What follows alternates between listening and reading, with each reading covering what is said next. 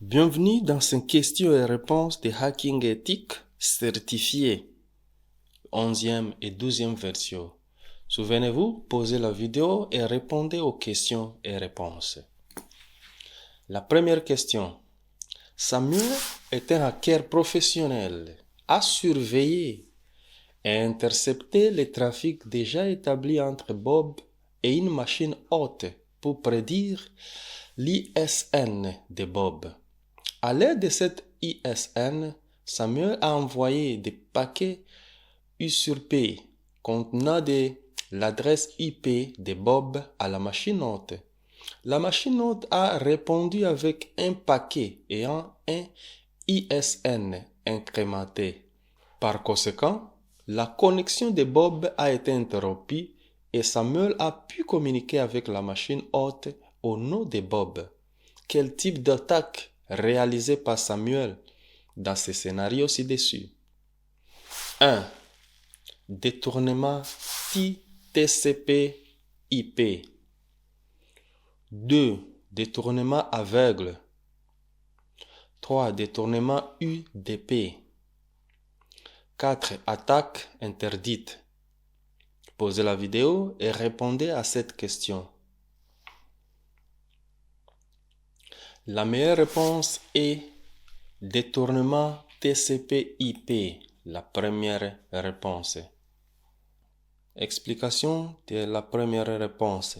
Détournement TCP/IP.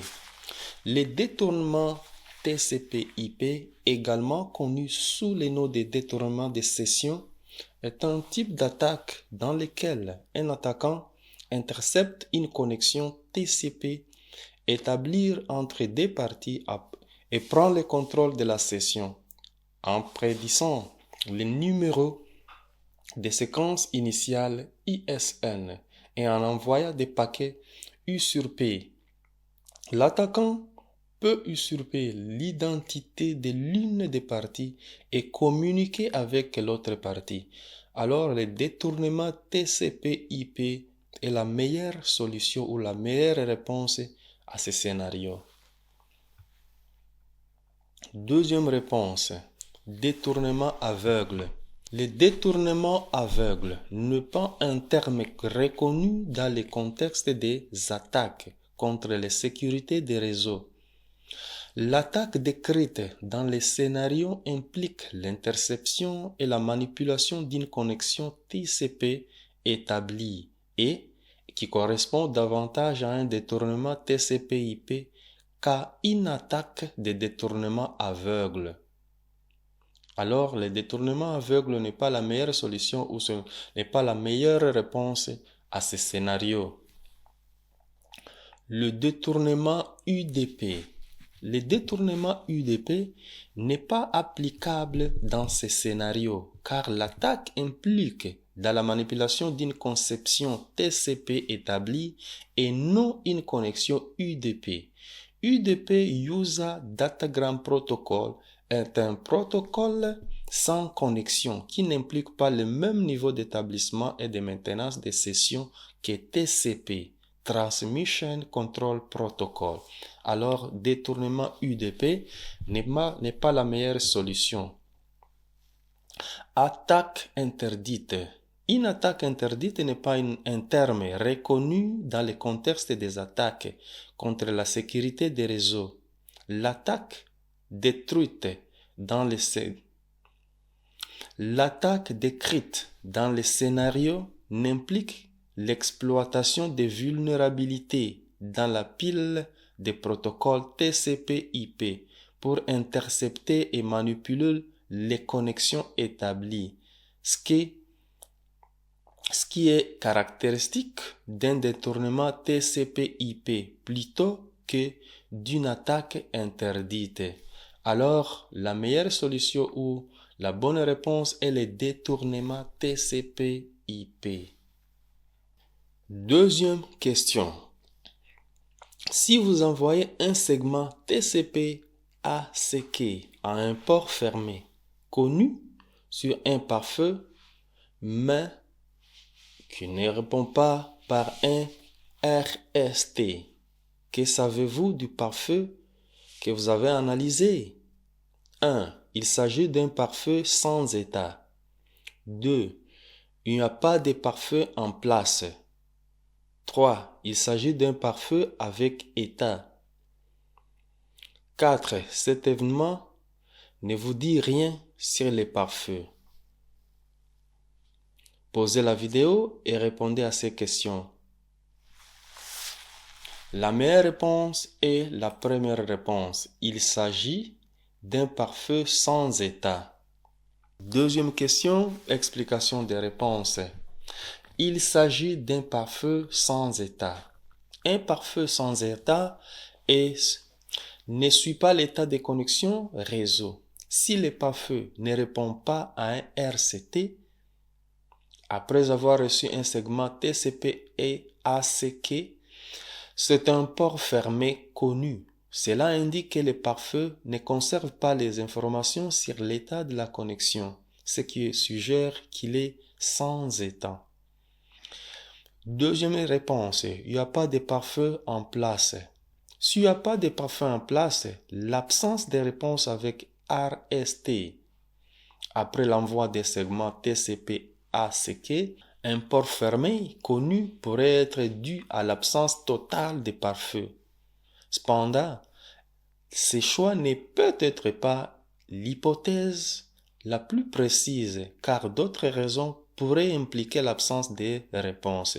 Alors il n'y a pas de pare-feu en place et n'est pas la meilleure solution à ce scénario. Il s'agit d'un pare-feu avec état.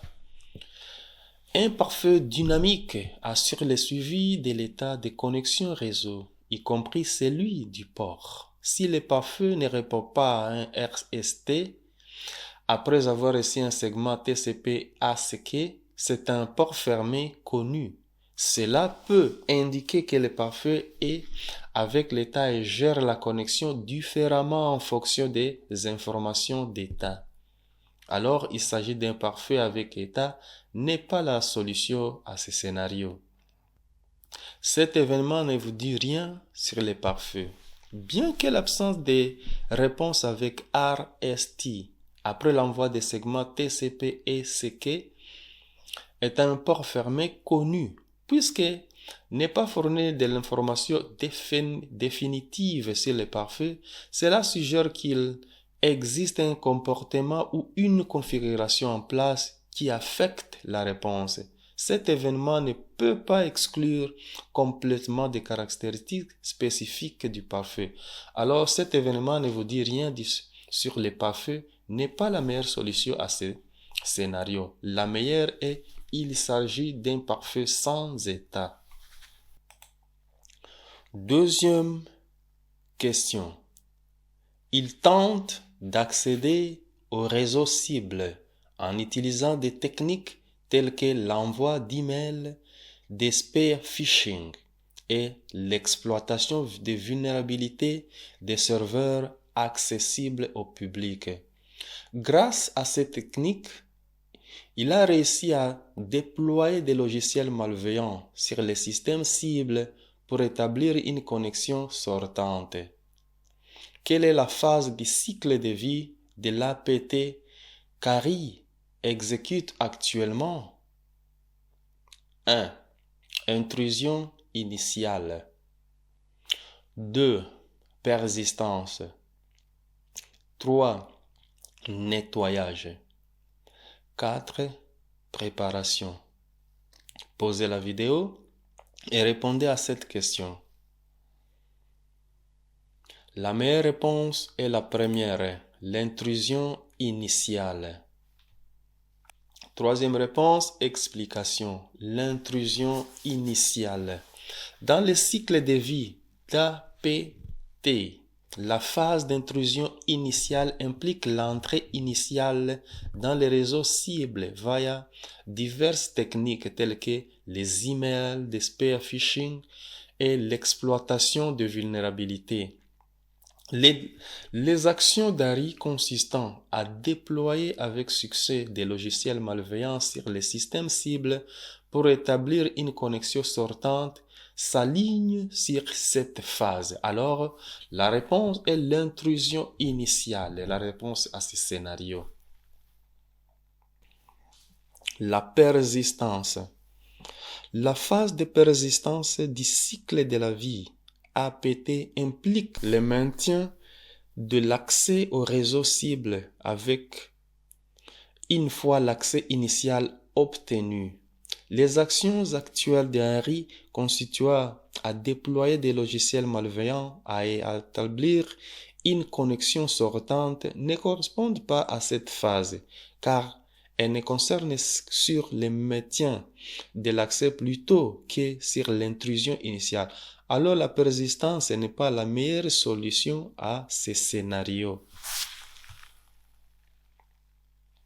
Le nettoyage. La phase de nettoyage du cycle de vie de l'APT consiste à couvrir les traces et à supprimer toute preuve de l'attaque pour éviter une détection. Les actions actuelles d'Henry constituent à déployer des logiciels malveillants et à établir une connexion sortante ne répondent pas à cette phase, car elle ne se produit qu'une fois l'attaque terminée. Préparation. La phase de préparation du cycle de vie de l'APT implique la collecte d'informations, la planification de l'attaque et la préparation des outils et des ressources nécessaires.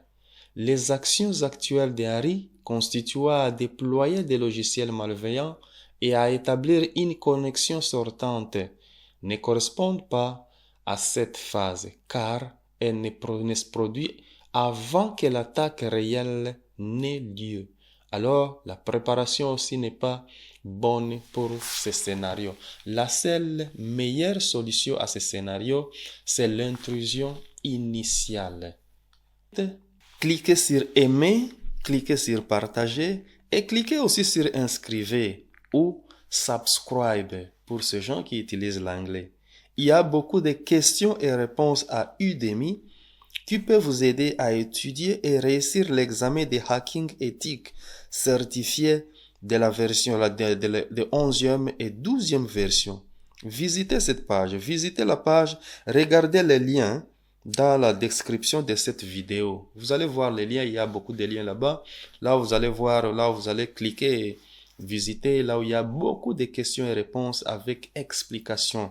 Visitez cette page. Et puis, il y a aussi d'autres questions et réponses, comme des CCNA, il y a des questions et réponses, il y a beaucoup de cours. Visitez la page et vous allez voir, il y a beaucoup de cours qui peuvent vous aider. Visitez la page et je vous remercie et à la prochaine.